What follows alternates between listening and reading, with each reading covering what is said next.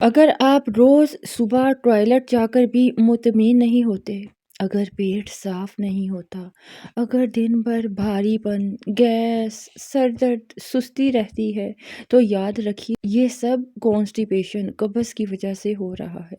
और आज मैं आपको वो नुस्खा बताऊंगी जो आंतों को अंदर से वॉश कर देता है और 3 दिन में कुदरती तरीके से कब्ज़ को ख़त्म करता है। तो वीडियो को आखिर तक ज़रूर देखें क्योंकि आखिर में वो गलती भी बताऊंगी जो 90% लोग करते हैं और कब्ज़ कभी ठीक नहीं होती। बहुत सारे लोगों की ये शिकायत होती है कि कब्ज़ ठीक ही नहीं होती, बहुत टोटके आजमाए, तो उस गलती को भी ज़रूर जानिए। अस्सलामुअलैकुम, मैं हूं अनम और आप देख रहे हैं अनम होम रेमेडी।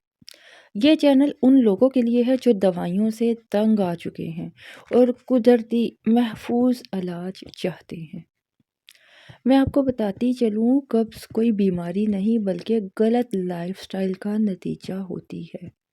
कब्ज़ की अलामात जान लीजिए। रोज़ अगर पेट साफ़ नहीं होता, अगर आपको ज़ोर लगाना पड़ता है, अगर आपका पखाना सख्त होता है, अगर आपको गैस और बदबू आती है और मुंह पर दाने बन रहे हैं, सर दर्द रहता है, नींद का मसला है, तो ये कॉन्स्टिपेशन की अलामात हैं। और इसकी वजूहात भी जानिए ताकि आप उन वजूहात को ख़त्म कर सकें। अगर आप पानी कम पीते हैं, अगर आप फ़ाइबर की जो मिकदार कम लेते हैं, अगर आप चाय खाली पेट पीते हैं तो कॉन्स्टिपेशन होती है। अगर आप लेट सोते हैं या टॉयलेट का ज़ोर रोकना पड़ता है आपको, अगर आपको टॉयलेट आ रहा है तो आप उसको रोकते हैं किसी भी वजह से, तो इसलिए कॉन्स्टिपेशन की प्रॉब्लम होती है। अगर आप ज़्यादा बेकरी के या फ़ास्ट फूड का जो यूज़ करते हैं, तो इन आइटम के यूज़ से भी कॉन्स्टिपेशन होती है। अब कॉन्स्टिपेशन आपको हो गई है तो इसके लिए ज़बरदस्त इलाज भी आपके साथ शेयर करना चाहूँगी, इसबगोल क्लींजर ड्रिंक।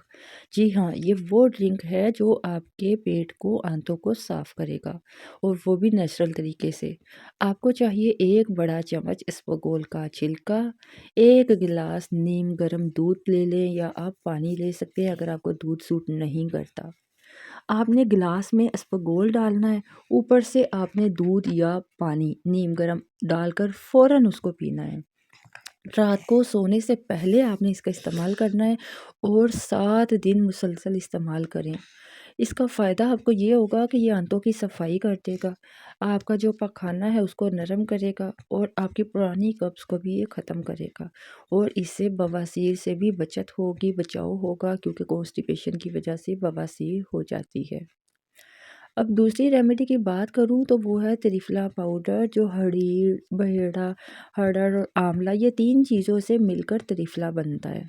अगर आप आधा छोटा चाय का चम्मच नीम पर गर्म पानी के साथ अगर रात को सोने से पहले इसका ले लेते हैं ना, तो ये भी आंतों को मजबूत करता है, मुस्तकिल जो कब्ज़ होती है उसको ख़त्म करता है और जिस्म को डिटॉक्स करता है। लेकिन आपने सब रेमेडीज़ को एक ही साथ इस्तेमाल नहीं करना, एक वक्त में एक रेमेडी इस्तेमाल कीजिएगा।